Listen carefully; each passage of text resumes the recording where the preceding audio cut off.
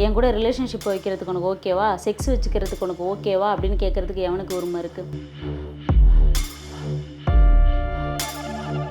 இந்த ஊரில் இவனுங்கள்ட்ட வாழ முடியாது, நான் மாட்டிக்கிட்டேன், நீ தப்பிச்சு போயிடுன்னு சொன்னாங்க. இவன் கட்சிக்கார் அப்படின்றது வந்து குறிப்பிடத்தக்கது.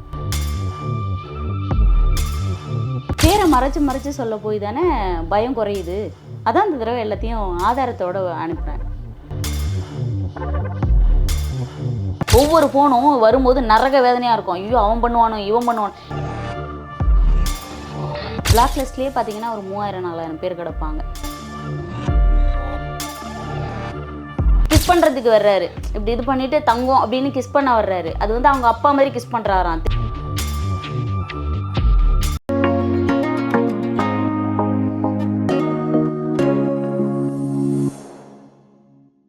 ஜெம் டிவி பார்த்துருக்க எல்லாருக்கும் மிகப்பெரிய வணக்கம். நான் உங்கள் சோமஜாமுத்து. இன்னைக்கு வந்து ஒரு சூப்பரான ஒரு கெஸ்ட்டு கூட தான் நம்ம வந்திருக்கோம். இந்த கெஸ்ட்டை வந்து பார்த்தீங்கன்னா நீங்கள் ஆல்ரெடி ஜெம் டிவிலையும் பார்த்துருக்கலாம், ஜெம் சினிமாஸ்லையும் பார்த்துக்கலாம். அதான் மேல் வீட்டில் இருக்குது, கீழ் வீட்டில் இருக்குது, அந்த மாதிரி தான் நீங்கள் நிறைய டைம் வந்து பார்த்துக்கலாம். இப்போ ரீசெண்ட் டைமில் சமூக வலைதளங்கள் எந்த பக்கம் திரும்பினாலும் இவங்களோட முகமும் வந்து தான் நமக்கு ஃபஸ்ட்டாக வந்துட்டுருக்கு.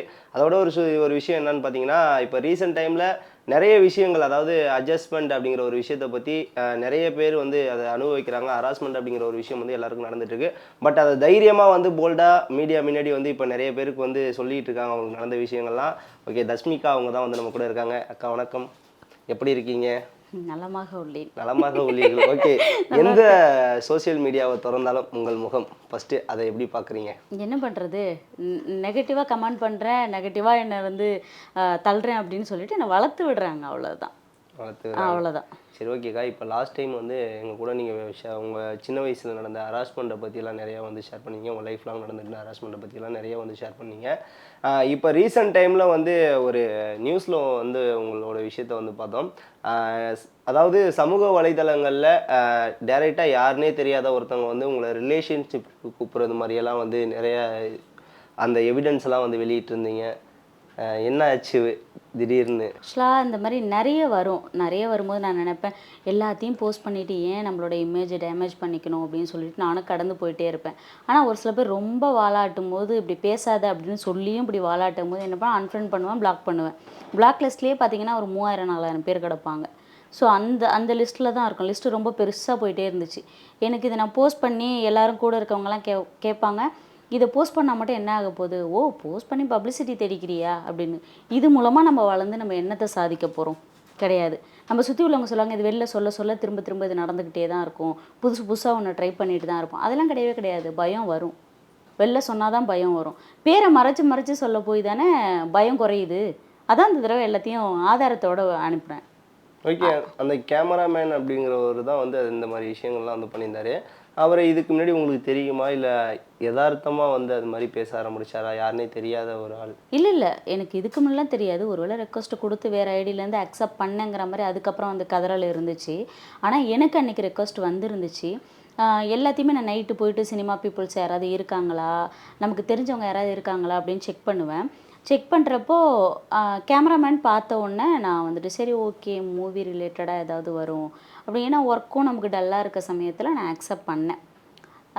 ஏதாவது மெசேஜ் இருக்கும் அப்படின்னு சொல்லிட்டு அக்செப்ட் பண்ணேன். அதாவது 1 மணி நம்ம படுத்து தூங்குற டைம் தான் அது, ஃப்ரீ டைமில் பார்த்தேன் நான். அக்செப்ட் பண்ண உடனே இந்த மெசேஜ் வந்துருந்துச்சு. ஃபேஸ்புக் அப்படிங்கிறது நான் வந்து தெரு ரோடுன்னு நினைக்கிறேன். அங்கே நீ கடையை விரிக்கலாம், நீ என்னென்னாலும் பண்ணலாம், வியாபாரம் பண்ணலாம், என்னென்னாலும் பண்ணலாம். இன்பாக்ஸுங்கிறது என் வீடுன்னு நினைக்கிறேன். அந்த வீட்டை தட்டி நீ படுக்க வரியா, என் கூட ரிலேஷன்ஷிப் வைக்கிறதுக்கு உனக்கு ஓகேவா, செக்ஸ் வச்சுக்கிறதுக்கு உனக்கு ஓகேவா அப்படின்னு கேட்குறதுக்கு எவனுக்கு உரிமை இருக்குது? அப்போ வீட்டுக்குள்ளே உள்ளவன் போட்டு கும்மா தானே செய்வான். அதை எதிர்த்து கேட்குறவங்கள வந்து நீ போஸ்ட் பண்ணுவியான். யாரோ ஒருத்தவங்க போஸ்ட் பண்ண சொன்னாங்களாம், அதனால் போஸ்ட் பண்ணுவாங்களாம். எனக்கு நீ ஒழுங்காக இருந்தால் எதுக்கு அந்த பொண்ணு பிளாக் பண்ணிட்டு போகுது? அதாவது அவர் கேட்குறாப்புல, எனக்காக பேசினவங்கள்ட்ட அந்த பொண்ணு வந்து ஒழுங்காக இருந்தால் எதுக்கு பிளாக் பண்ணிட்டு போகுது? என்னை கேட்டுல போஸ்ட் போடணும். அதாவது அவர் வந்து இந்த மாதிரி கேட்பாராம், நான் போஸ்ட் போடவான்னு கேட்டுட்டு போஸ்ட் பண்ணணுமா. ஓகே, இப்போ வந்து நார்மலாக ஒரு நானும் அந்த எவிடன்ஸை பார்த்தேங்க. ஸ்டார்டிங்கே வந்து ஒரு ஹாய் ஹலோ இப்படி ஆரம்பிச்சிருந்தா பரவாயில்ல. எடுத்து அவர் பண்ணியிருந்த ஃபஸ்ட்டு மெசேஜே வந்து ஹாய் இன்ட்ரெஸ்ட் ரிலேஷன்ஷிப் செக்ஸ் அப்படி வித் மீ அப்படிங்கிற மாதிரி அமைச்சிருந்தாங்க. எடுத்தவொடனே இந்த கேள்வி வந்து ஒரு பொண்ணை பார்த்து கேட்குறது இந்த சமூகத்தில் வந்து இப்போ வந்து நிறைய சமூக நீதியெல்லாம் வந்து பேசுகிறோம். பட் பெண்களுக்கு இன்னமுமே வந்து இந்த மாதிரியான விஷயங்கள்லாம் நடந்துட்டு தானே இருக்குது. இதை பற்றி என்ன நினைக்கிறீங்க ஒரு பெண்ணா? இதெல்லாம் தடுக்கவே முடியாது. சுய ஒழுக்கம் இல்லாமல் இதெல்லாம் தடுக்கவே முடியாது. ஆடையை பற்றி பேசிகிட்டு இருந்தாங்க. அந்த காலத்தில் ப்ளவுஸ் இல்லை. இந்த காலத்தில் ஸ்லீவ்லெஸ் போட்டால் அது மாடர்னா, அது வந்து செக்ஸியா. அதெல்லாம் விடுங்க. ஆடையை பற்றி நான் பேசுகிறதுக்கே விரும்பலை. அது எத்தனை இன்டர்வியூவில் தான் ஆடையை பற்றி பேசிகிட்டு இருக்குது. இதை தடுக்கவே முடியாது. நான் திருந்தணும்னு நினைக்கிற வரைக்கும் தப்பு திருந்தவே திருந்தாது இல்லையா? மாற்றிக்கவே முடியாது இல்லையா? இப்போ நம்ம ஒரு தப்பு பண்ணுறோம் அப்படின்னா அந்த தப்பை நான் என்னிலேருந்து தான் நான் திருத்திக்கணும். எவ்வளோ நாளைக்கு நான் எதிர்த்து ஃபைட் பண்ணிகிட்டே இருப்பேன். மற்றவங்களுக்காகவும் ஃபைட் பண்ணுறேன், எனக்காகவும் ஃபைட் பண்ணுறேன். இது என்னோட பிரச்சனை மட்டும் கிடையாது, எல்லாரோட பிரச்சனையும் தான். நீங்கள் டெய்லி கண்டினியூஸாக பார்த்தீங்கன்னா சைல்டு அதிகமாக பாதிக்கப்படுதா இல்லையா? இதை வந்து உடையெல்லாம் காரணம் சொல்ல முடியாது. ஓகேக்கா, இப்போ வந்து பார்த்தீங்கன்னா இந்த மாதிரி நிறைய விஷயங்களை நீங்கள் வந்து ஃபேஸ் பண்ணுறீங்க. பட் வீட்டில் இருக்க அம்மாவாக இருக்கட்டும், கூட பிறந்த சகோதரர்களாக இருக்கட்டும், இவங்களாம் என்ன சொல்கிறாங்க? சப்போர்ட் பண்ணுறாங்களா? இல்லை உனக்கு அந்த ஃபீல்டு வேணாம் வந்துரு அப்படிங்கிறாங்களா? ஃபீல்டு வேணாம் வந்துரு அப்படின்னு சொல்கிறது வந்து அம்மா இன்ன வரைக்கும் சொல்ல கிடையாது. ஸ்டார்டிங்கில் சொன்னாங்க, சரி நீ போயிருக்கவே வேண்டாண்டி, பேசாம வீட்டிலேயே இருந்திருக்கலாம் அப்படின்னு. அது ஒரு ஃபீலிங்ஸில் சொன்னாங்க. அம்மாவுக்கு தெரியும் நான் நேர்மையாக இருந்து எல்லாத்தையும் சமாளிச்சிருவேன், போல்டாக எல்லாத்தையுமே இது பண்ணுவேன்ட்டு, ஃபேஸ் பண்ணுவேன்ட்டு. ஆனால் இந்த கூட பிறந்தவன் அப்படின்னு ஒருத்தன் இருக்கும்போது எனக்கு அதை சொல்லக்கூடாது, இது வரைக்கும் ஓப்பன் பண்ணக்கூடாதுன்னு நினைக்கிறேன். இப்போது ஒரு அக்காவை பற்றி ஒரு தம்பிக்கிட்ட, உன் அக்கா என்ன பண்ணுறா தெரியுமா அப்படின்னு. என்ன பண்ணுறா? நடிக்கிறா அப்படின்னு சொல்லிட்டு போய் எவ்வளோ நேரம் ஆகும்? அதை கேட்டுட்டு வந்து பைக்கை வேகமாக முறுக்கிட்டு வீட்டில் வந்து உன் பொண்ணு என்ன பண்ணு தெரியுமா அப்படின்னு வந்து எகிரிட்டு, கல்யாணத்துக்கு கூப்பிடல, நல்லது கெட்டதுக்கு கூப்பிடல. நீ ஒதுக்குற அப்படின்னா எதுக்கு ஒதுக்குற? ஊரே சொல்லுது, ஐயோ ஒரு பொண்ணுப்பா, ஒதுக்காத, கல்யாணத்துக்கு ஒதுக்காத, நல்லது கெட்டதுக்கு ஒதுக்காத, ஒரு அக்கா தங்கச்சி கூட பிறந்தவ வேணும்னு சொல்கிற. அதை பற்றி மட்டும் பேசாதீங்க. இந்த பையன் அப்படி தான் சொல்கிறாப்புல, பஞ்சாயத்தில் வரைக்கும் அப்படி தான் சொல்கிறாப்புல. அதை பற்றி மட்டும் பேசாதீங்க, எனக்கு டென்ஷன் ஆகிடும். அது என்ன பண்ணுது தெரியுமா? குடும்ப மானம் போயிருமா. அவனுக்கு பிடிச்ச டிரைவிங் வேலை பார்க்கும்போது எனக்கு பிடிச்ச ஆக்டிங் வேலை நான் ஏன் பார்க்கக்கூடாது? சின்ன வயசுலேருந்து என்ன பண்ணுறான், டுர்ரு போகிறேன் அப்படின்னு நீ சொல்ல தெரியுது. அப்போ நான் என்ன பண்ணுவேன்? நான் டிவிக்குள்ளே போகிறேன்னு சொன்னேன், நான் ஆக்ட் பண்ணிகிட்டு இருக்கேன். அறியா வயசுலேயே எங்கள் வாயிலேருந்து இது வந்துச்சு. இன்றைக்கி வந்து என்னை வந்து சின்னதுலேருந்து நினைவு தெரிஞ்ச நாள்லேருந்து அந்த பையன் வாயில் வர்ற வார்த்தை என்ன தெரியுமா? கெட்ட வார்த்தை தாங்க. இப்படி தான் வரும், கூ இப்படி தான் வரும். அதை ஓப்பனாக சொல்ல போனால் ஒரு அக்காவை பார்த்து எவ்வளோ கோபம் இருக்கட்டுங்க, நாயன்னு பேசட்டும், பேயின்னு பேசட்டும், கம்யூனிட்டின்னு கூட பேசட்டும், நான் வேணான்னு சொல்லலை. அதுக்கு அர்த்தம் என்னன்னு எனக்கு தெரியல, என்னன்னாலும் பேசிட்டு போட்டோம். அவ்வளோ ஒரு தரக்குறைவாக ஊரே கொடுக்குற பட்டத்தை நீ கொடுத்து பேசுகிற அப்படின்னா எவ்வளோ மோசமான ஒரு இது. அம்மா நல்லவங்க, அப்பா குடிப்பார், சரி ஓகே அது குடி கேஷுவலு. ஆனால் குடித்தாலும் அவர் நடத்த மாறலை, அவ்வளோ ஒழுக்கமாக இருக்கார். அவர் அக்கா தங்கச்சை போய் அந்த வார்த்தை கேட்கல, அண்ணன் தம்பியை கூட அந்த வார்த்தை கேட்டுருவார், அக்கா தங்கச்சி அந்த வார்த்தை கேட்கல. அப்போ ஒரு கூட பிறந்தவனே ஒரு பாதுகாப்பு கிடையாது. அடுத்தவங்க சொல்கிறாங்கங்கிறதுக்காக வீட்டுக்கு வரக்கூடாது, கொளுத்திடுவேன் வீட்டோட வச்சு, வீட்டை வேணால் எழுதி கொடுத்துட சொல்லு, வீட்டுக்கு வரக்கூடாது. ஸோ இவ்வளோ இஷ்யூ வீட்டுக்குள்ளேயே இருக்கும் போது வீட்டை சுற்றி உள்ளவன் மச்சான் நோண்டுவான், மாமன் நோண்டுவான், எவனானு நோண்டுவான்.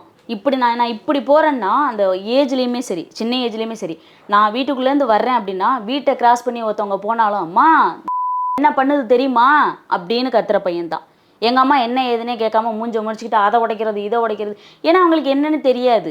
நான் தனியாக இருக்கிறேன், வீட்டு வேலை பார்த்துட்ருக்கேன், வீட்டில் மளிகை கடை இருக்கும், எல்லாத்தையுமே ஃபேஸ் பண்ணிகிட்டு இருப்பேன். இதெல்லாம் சொல்லி சொல்லி சொல்லி எனக்கு என்னென்னா ஒரு கட்டத்துக்கு மேலே அந்த வீட்டை விட்டு தப்பிக்கணும்னு தோணுச்சே தவிர அந்த வீட்டுக்குள்ளே அடங்கணும்னு தோணவே இல்லை. இன்னைக்கும் எங்கள் அம்மா பேசிகிட்டு இருக்கும்போது வீட்டிலையே போட்டிருந்துருக்கணும். அவர் வந்து சின்ன வயசுலேருந்து அக்காலாம் சொல்ல மாட்டார், கூட பிறந்தது இப்படி தான் சொல்லுவாப்புல. இது வீட்டிலையே போட்டிருந்துருக்கலாம், தனியாக கிடக்கு, வீட்டிலையே போட்டிருந்துருக்கலாம். அந்த அக்கறை எப்பப்பா வரணும் உனக்கு? எட்டிக்கிட்டு வயிற்றில் உதைக்கும் போதும், என்னை திட்டும் போதும், என்னை கேவலமாக அடுத்தவங்களுக்கு முன்னாடியே விட்டு கொடுக்கும் போதும், 1000 தப்பு பண்ணிட்டப்பா, 100 பேர்கிட்ட போனவளே சபையில் உட்காந்து ஒரு நல்லது கட்டத்தில் நின்றுட்டு இருக்கா. ஒரு தப்பும் பண்ணாதவன் நான் ஏன் நிற்க முடியல? ஆத்தங்க இருக்குமா இருக்காதா? அப்புறம் எப்படி பாதுகாப்பு இருக்கும்? ஓகேக்கா, இப்போ வந்து பார்த்தீங்கன்னா இப்போ வீட்லேயும் இந்த அளவுக்கு சப்போர்ட் இல்லை அப்படிங்கிற ஒரு விஷயத்த அம்மா அப்பா மட்டும்தான் சப்போர்ட். ஓகே, கூட பிறந்தவங்க சப்போர்ட் இல்லை அப்படிங்கிற ஒரு விஷயத்த வந்து சொல்கிறீங்க. பட் வந்து இப்போ வந்து நீங்கள் இவ்வளோ விஷயங்களை ஃபேஸ் பண்ணுறீங்க. இப்போ சமூக வலைத்தளங்கள்லாம் வந்து இந்த விஷயத்த வந்து போல்டாக பேசுகிறீங்க. இப்போ யாராக இருந்தாலும் அந்த ஒரு இது இருக்கும்ல, இல்லை நம்ம அக்காவுக்கு இவ்வளோ ஒரு பெரிய பிரச்சனையெல்லாம் நடந்திருக்கு, நம்ம ஏதாவது ஒன்று கேட்கலாம் அப்படிங்கிற மாதிரி ஏதாவது உங்கள்கிட்ட வந்து கேட்டாரா? எதுவும் ட்ரை பண்ணாரா? கிடையாதுங்க. அவங்களோட இதெல்லாம் வந்துட்டு பணம் இருந்தால் கேட்கறதுக்கு வேணால் வருவாங்க யாராக இருந்தாலும். இன்றைக்கி நான் அந்த பையனை வந்து அசிங்கப்படுத்தணும்னு பேசலை. பையன் ஒழுக்கமாக வளர்ந்துருக்கான், குடி இல்லை, பொம்பளை பழக்கம் கிடையாது, எங்கேயும் போய் அன்டைமில் ஒருத்தியை போய் சீண்டணும் தூண்டணும் எதுவும் கிடையாது. அப்படிப்பட்ட நல்ல பையனுக்கு ஏன் அக்காவை அனுசரித்து வச்சுக்க முடியலை?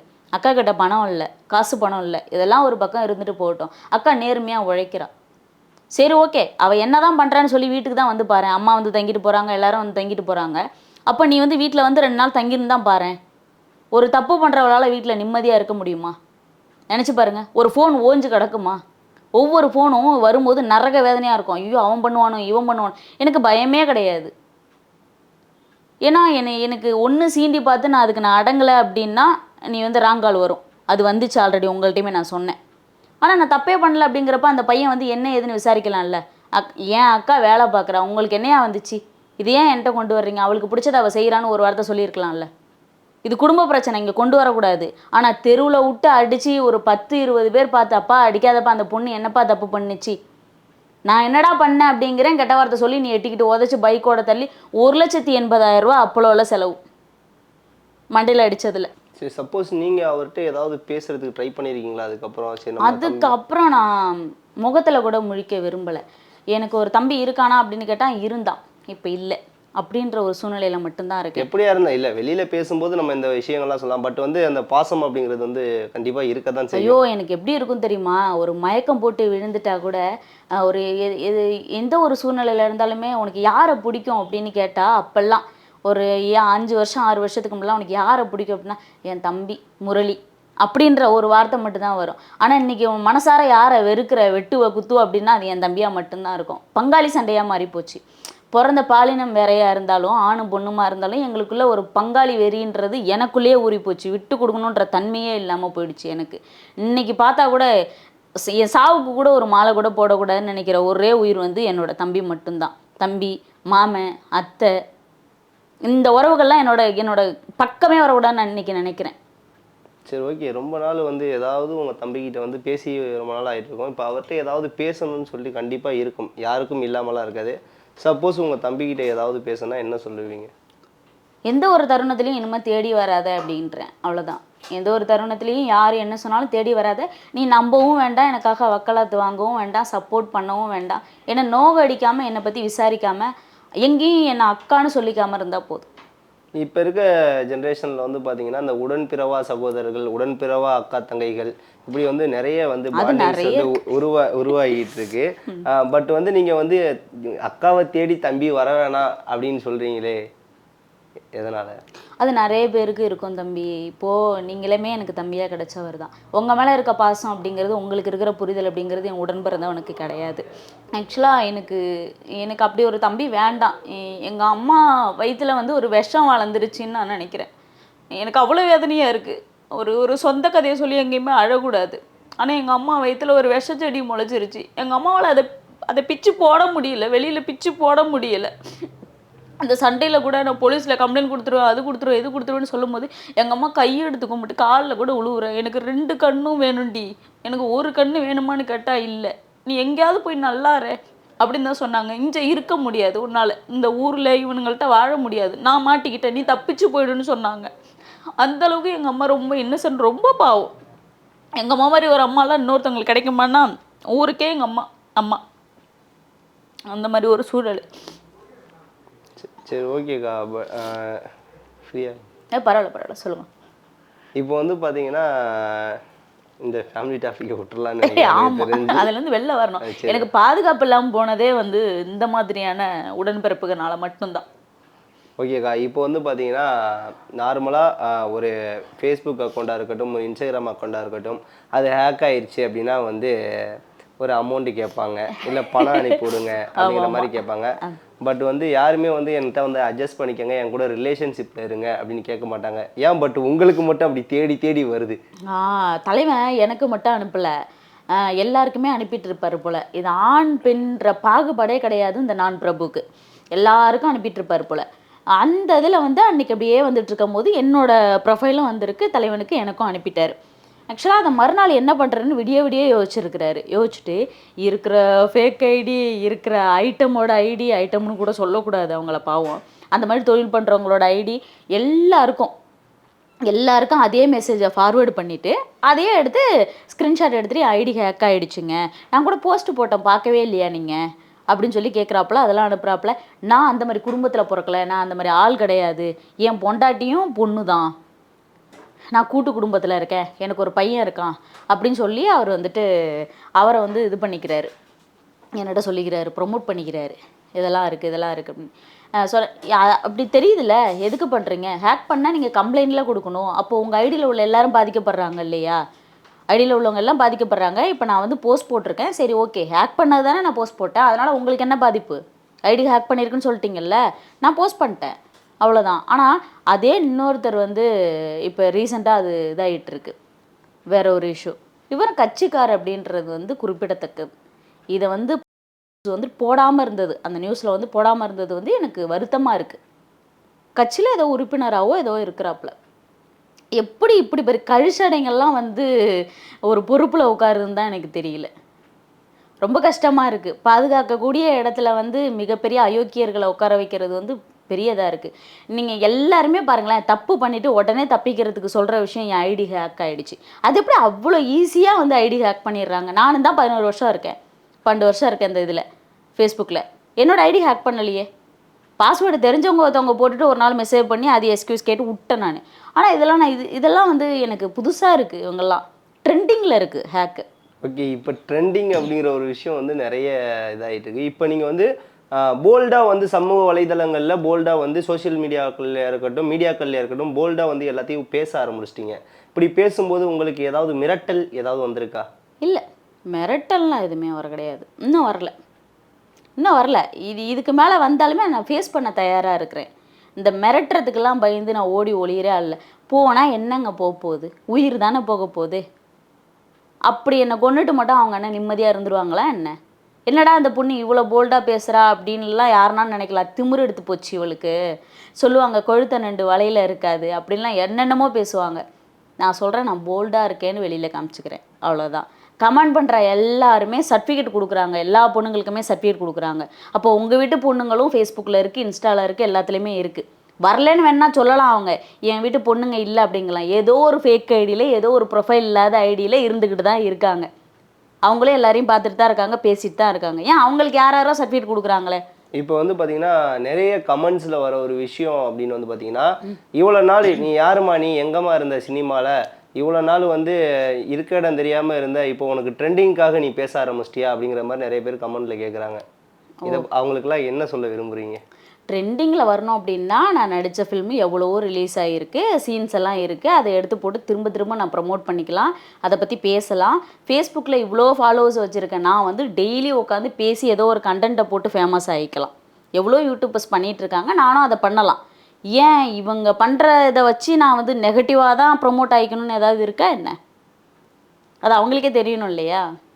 ஓகே, இப்போ வந்து பார்த்தீங்கன்னா இன்னொரு விஷயம் எப்படின்னு பார்த்தீங்கன்னா, நீங்கள் வந்து உட்காந்து பேசிகிட்டு இருக்கோம், நம்ம 2 பேரும் வந்து பேசிகிட்டு இருக்கோம். லாஸ்ட்டு நம்ம பண்ண இன்டர்வியூ கீழே கூட ஒருத்தர் கேட்டிருந்தார், என்ன உங்களுக்கு வேறு வேலை இல்லை, ஆனால் ஒன்றா அட்ஜஸ்ட்மெண்ட்டை பற்றி பேசினா மட்டும் ட்ரெண்ட் ஆகுது அப்படின்னு சொல்லிட்டு உட்காந்து பேசுகிறீங்க. ஏன் இவ்வளோ நாள் சினிமாவுக்கு போகிறதுக்கு முன்னாடி உங்களுக்கு அட்ஜஸ்ட்மெண்ட் நடக்கும்னு தெரியாதா? உள்ளே நீங்கள் விரும்பி தானே போனீங்க, அப்புறம் ஏன் அதை வந்து குறை சொல்கிறீங்க அப்படிங்கிற மாதிரி நிறைய பேர் கேட்டாங்க.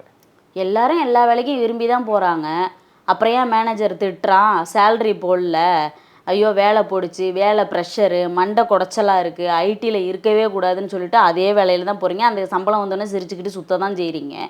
எல்லாரும் எல்லா வேலையும் திட்ட தான் செய்கிறோம்.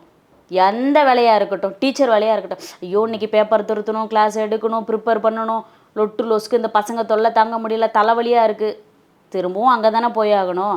எல்லா வேலையிலையும் கஷ்டம் இருக்கும், எல்லாம் தெரிஞ்சு தான் நாங்களும் வந்தோம்.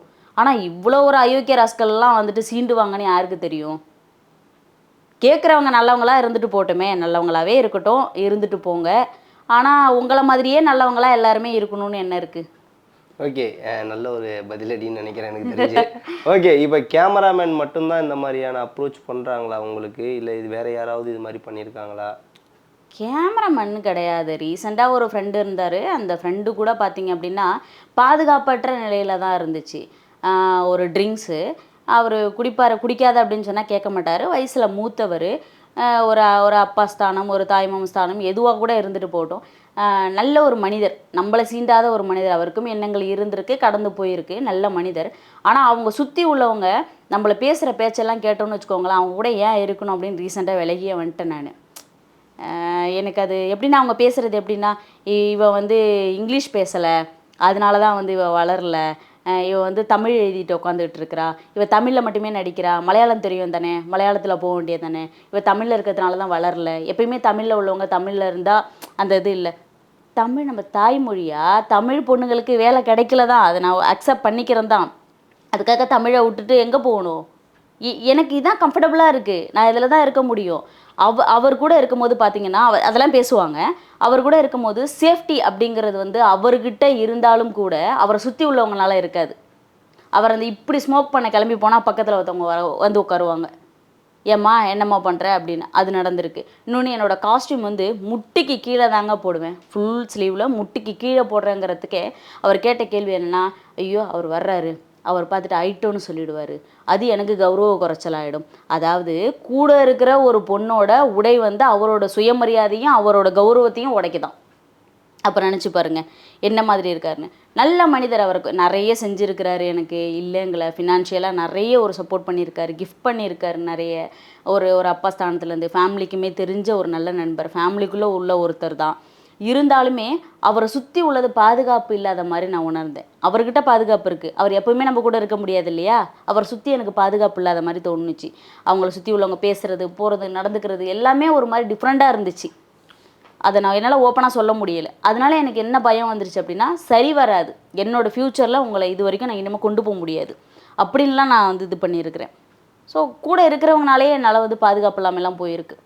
ஓகேக்கா, இப்போ வந்து இந்த தமிழ் இண்டஸ்ட்ரியில் உங்களுக்கு மட்டும்தான் இந்த மாதிரி அட்ஜஸ்ட்மெண்ட் தொல்லைகள், இந்த ஹராஸ்மெண்ட் இதெல்லாம் வந்து உங்களுக்கு மட்டும்தான் நடக்குதா, இல்லை எல்லா பெண்களுக்கும் நடக்குதா? இதை நீங்களே கேட்கக்கூடாது தம்பி.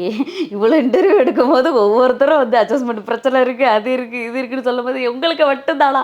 எனக்கு மட்டும் இல்லை, பொண்ணாக பிறந்தாலும் சரி, ஆணாக பிறந்தாலும் சரி, என் குழந்தைங்க கூட இப்போ பாதுகாப்பு இல்லை. அட்ஜஸ்ட்மெண்ட் எல்லா ஃபீல்டுலேயும், எல்லாத்துலேயும், எல்லா ஒர்க்லேயும் இருக்குது. ஓகே, நிறைய பேர் வந்து அதை வந்து போல்டாக வந்து எதிர்க்க மாட்டாங்க. வெளில சொல்கிறா வந்து அசிங்கம், நம்ம வீட்டில் இருக்கவனே தப்பாக பேசுவான், பக்கத்து வீட்டுக்காரன் பேசுவான், வீட்டுக்கே வந்து அந்த விஷயம் தெரிஞ்சு நம்ம வீட்டில் ஷேர் பண்ணாமல், இல்லை அதை சொல்லாத, பக்கத்து வீட்டுக்காரன் நம்ம ஃபேமிலியை பற்றி தப்பாக பேசுவோம், இப்படிங்கிற சூழ்நிலையில் நிறைய பெண்கள் வந்து வெளியே வந்து சொல்லாமல் வந்து உள்ளுக்குள்ளேயே இது பண்ணுற இந்த டிப்ரெஷன் ஆகுறது அதெல்லாம் வந்து நடந்துகிட்டு இருக்கு. அந்த மாதிரியான பெண்களுக்கு வந்து நீங்கள் ஒரு சப்போர்ட், ஒரு சொல்லணும், ஒரு விஷயம் வந்து அட்வைஸ் பண்ணணும், இல்லை ஏதாவது ஒரு டிப்ஸ் கொடுக்கணும்னா என்ன கொடுப்பீங்க? அட்வைஸ் பண்ணுற அளவுக்கு நான் ஒரு இன்னும் பெரிய ஆள் கிடையாது. ஆனால் நான் அந்த கடந்த ஒரு 6 வருஷம் 7 வருஷமாக சின்னதுலேருந்தே டிப்ரெஷன் மோடு தான். ஆனால் இந்த 5 6 வருஷமாக சூசைட் அப்படிங்கிறது மட்டுமே ஒரு 5 டைம்ஸ் வந்துட்டு நான் வந்து அட்டன் பண்ணியிருப்பேன். ட்ரெயினில் போய் வீடியோ பார்த்துருக்குறேன். எல்லா இடத்துலையுமே எவனோ ஒருத்தன் காப்பாற்றும் போது எனக்கு எரிச்சலாக இருக்கும், என் வயிறு மண்ணவாரி இறைக்கும். ஏன்டா சாவு கூட விட மாட்டிங்களா, என்ன இப்படி சித்திரவதைப்படுத்துறீங்களே அப்படின்னுட்டு. ராத்திரி அழாத நாளே பாக்கி இருக்காது.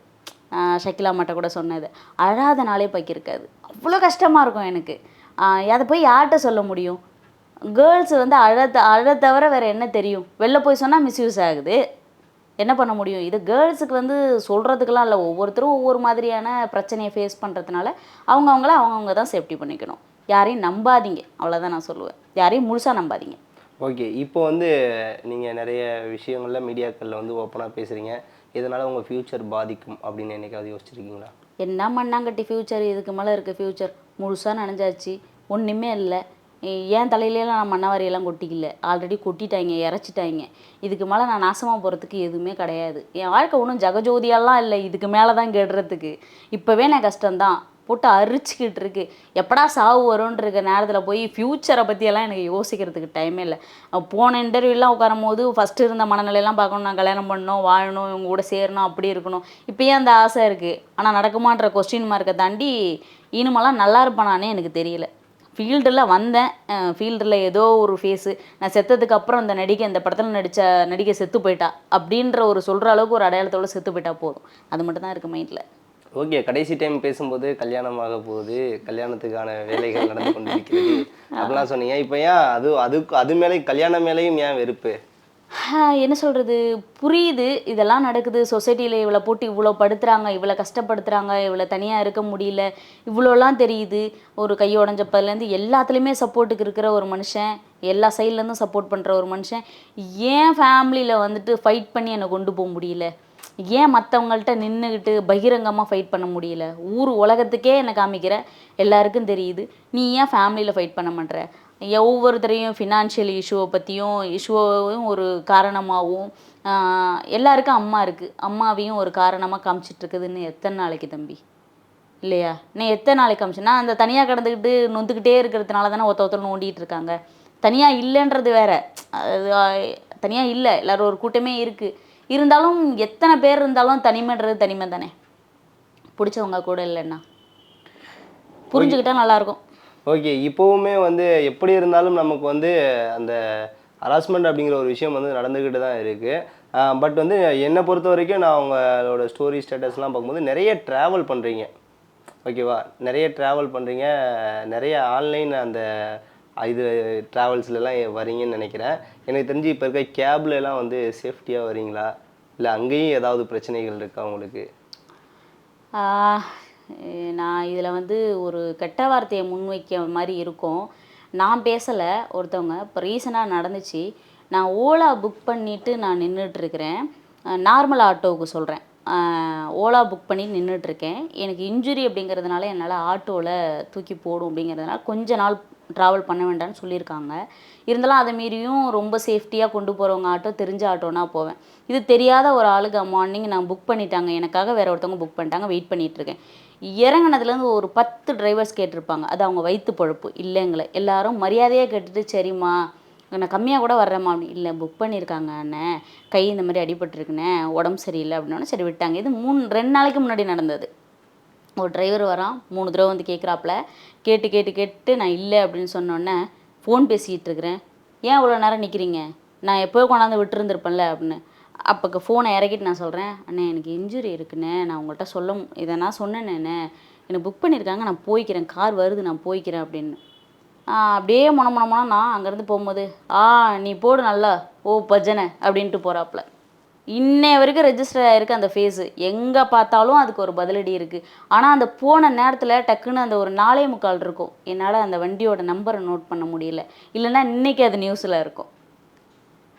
ஊபர் ஆட்டோவுக்கு நான் சொல்கிறது என்னென்னா, கால் பண்ணிவிட்டு 120 ரூபா வருதுன்னா 200 ரூபா தரீங்களா, 180 ரூபா தரீங்களா, வர்றேன்.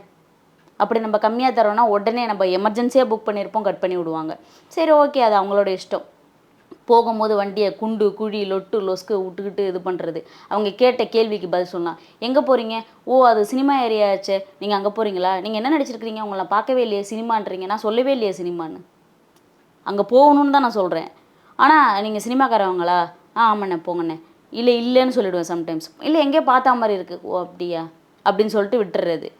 போங்கண்ணே அப்படின்னு சொல்லி, இல்லை ஃபோன் பண்ணுற மாதிரி அவாய்ட் பண்ணிக்கிறது, மெசேஜ் பண்ணுற மாதிரி அவாய்ட் பண்ணிக்கிறது, நம்ம வேலையை பார்க்குற மாதிரி அவாய்ட் பண்ணிக்கிறது. இருந்தாலும் அவங்களோட கேள்விக்கு பதில் இல்லை அப்படின்னா குண்டு குழி லொட்டு லொஸ்க்கு எல்லாத்துலேயும் ஒட்டி ஏற்றுறாங்க. எப்படி கமெண்டர்ஸ் வந்து ஒரு வீடியோவுக்கு கேள்வி கேட்டு நமக்கு அது பதில் பண்ணாமல் கெட்ட வார்த்தை வருதோ, அதே மாதிரி நிறைய, எல்லா ஆட்டோவையும் சொல்ல கிடையாது, நிறைய ஆட்டோ பண்ணுறாங்க. ஊபரில் வர ஆட்டோவுமே எக்ஸ்ட்ரா பைசா கொடுக்கல அப்படின்னா மரியாதை இல்லை.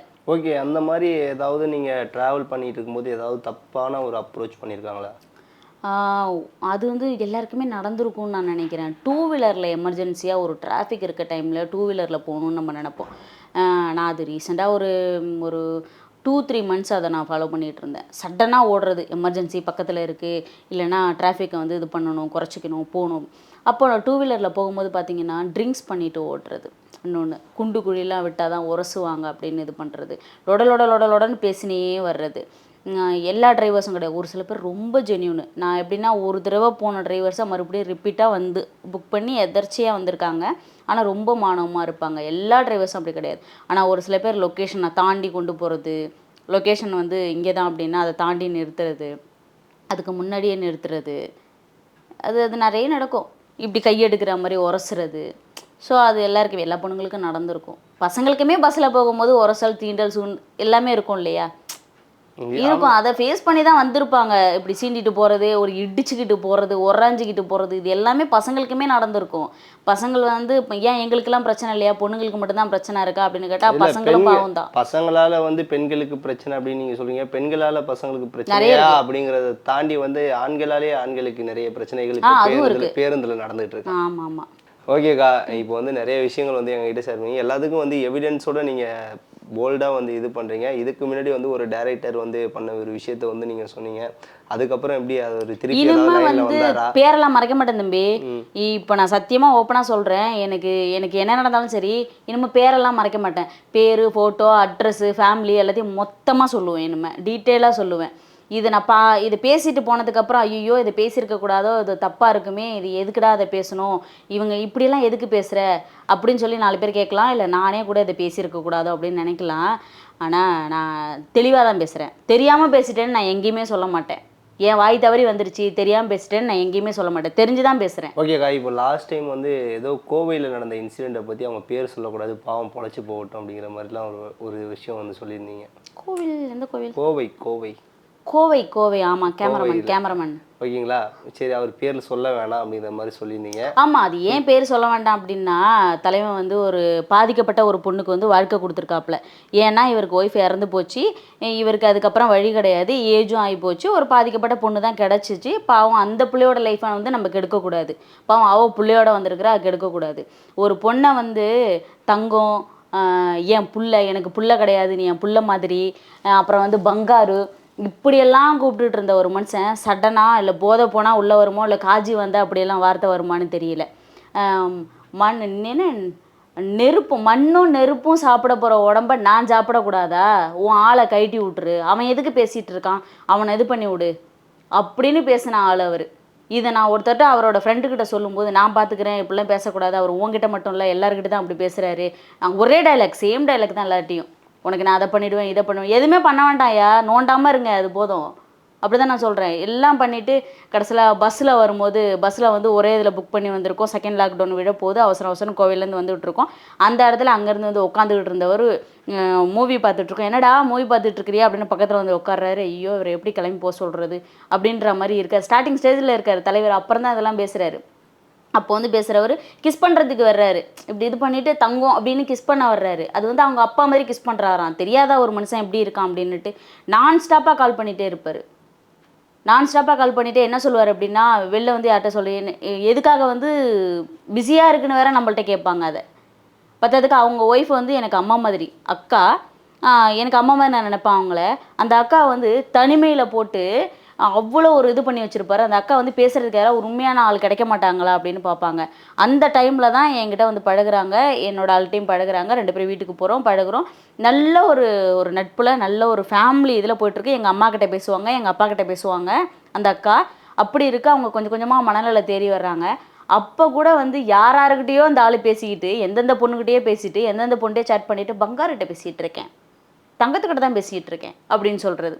அப்போ அவங்க சாகும்போது கூட, அந்த சாகிற நிலமையில கூட எனக்கு தெரிஞ்ச ஒரு தம்பிகிட்ட சொல்லியிருக்காங்க, ஏன்ப்பா இந்த பொண்ணு ஃபோன் பண்ணி பேசிகிட்டே இருக்கிறா, என்கிட்ட அவர் பேசவே மாட்டுறாரு, பங்காரு தங்கம் அப்படி இப்படின்னு சொல்லிட்டு அதையே கொஞ்சிட்டு இருக்காரு, எதுக்கு என்கிட்ட பேச மாட்டுறாரு? அப்போ சாகும்போது கூட ஓ இவகிட்ட பேசுகிறதுனால தான் நம்மளை கண்டுக்கலை அப்படின்ற ஒரு மனநிலையை கூட அந்த பொம்பளையை சாவடிச்சிட்டாரு. அது எனக்கு குற்ற உணர்ச்சியாக இருக்குது. அவ்வளோ ஒரு குற்ற உணர்ச்சியாக இருக்குது. ஏன்டா தப்பு பண்ணுறீங்க, நான் தப்பு தான் பண்ணுறேன், இவங்கள்ட்ட தான் பேசுகிறேன், இவகிட்ட இப்போ பேசுகிறது கிடையாது, எனக்கு பிடிக்கல அவளை, ஏதோ ஒன்று சொல்லிட்டு பேசிட்டு போங்களேன். அதை ஏன் ஒருத்தியை வச்சு 100 பேர்கிட்ட பேசிகிட்டு இருக்கிறீங்க? அதெல்லாம் ரொம்ப தப்பு. சொன்னால் தம்பி ஒரு இன்டர்வியூ பத்தாது, நான் எல்லா சேனலும் ஏறி இறங்கணும், இல்லை இந்த சேனலுக்கே இன்னும் 100 தடவை வரணும் நான் சொல்ல ஆரம்பித்தா ஒவ்வொரு விஷயத்தையும். நானும் பாதியை மறைச்சி பார்த்தேன். நிறைய விஷயம் இந்த தடவை ஓப்பன் ஆகிடுச்சு எமோஷ்னலாக. ஓகேக்கா, எதையுமே வந்து இந்த அளவுக்கு ரொம்ப ஸ்ட்ரகிள் பண்ணாதீங்க. நம்ம வந்து ஒரு இண்டஸ்ட்ரியில் சாதிக்கணும்னு வந்திருக்கோம். கண்டிப்பாக அதுக்கான முயற்சிகளை மட்டும் இதுக்கப்புறம் பண்ணுங்கள். இப்போ கரண்ட்டில் வந்து ஏதோ படம் பண்ணிட்டு இருக்கீங்க அப்படின்னு சொல்லிட்டு கேள்விப்பட்டோம். படம் எப்படி போயிட்டுருக்கு? சூப்பராக போயிட்டுருக்கு. நாளைக்கு கூட ஷூட் இருக்குது. ட்ரம்ப் கார்டு அப்படின்னு சொல்லிட்டு ஒரு மூவி போயிட்டுருக்கு. அப்புறம் அடுத்து ஒரு குயிலி ஆடியோ லான்ச்சில் நம்ம மீட் பண்ணலான்னு நினைக்கிறேன் சீக்கிரமாக. குயிலியில் லீடு பண்ணியிருக்கேன், நான் தான் குயிலி. ஆக்சுவலாக குயிலி ஆடியோ லான்ச்சில் கண்டிப்பாக இன்வைட் பண்ணுறேன். ஓகேக்கா, இதே மாதிரி தான் எப்போவுமே நமக்கு எவ்வளோ நெகட்டிவ் வந்தாலும் நம்ம பாசிட்டிவாக வந்து மூவ் ஆகிட்டு போயிருக்கோம். இதுவும் கடந்து போகும் அப்படிங்கிற மாதிரி நம்ம பாட்டுக்கு எல்லாத்தையும் கடந்து போயிட்டுருக்கோம். எந்த ஒரு விஷயம் நடந்தாலுமே வந்து வாழ்க்கை அப்படின்னாவே இன்பம் துன்பம் எல்லாம் வந்து தான் இருக்கும். அதை தாண்டி போனால் மட்டும்தான் வாழ்க்கை வந்து வெற்றி பாதைக்கு அமையும். நீங்கள் நிறைய வெற்றி பாதைக்கு செல்ல என் சார்பாகவும் ஜெம் டிவி சார்பாகவும் ஒரு மிகப்பெரிய வாழ்த்துக்கள். தேங்க்யூ. மக்களே, நாங்களே இத்தோட வந்து கடைய முறை மீண்டும் வேற ஒரு கெஸ்டுடன் உங்களை வந்து சந்திக்கிறேன். அதுவரை உங்களிடமிருந்து விடைபெறுவது உங்கள் சோமஜா.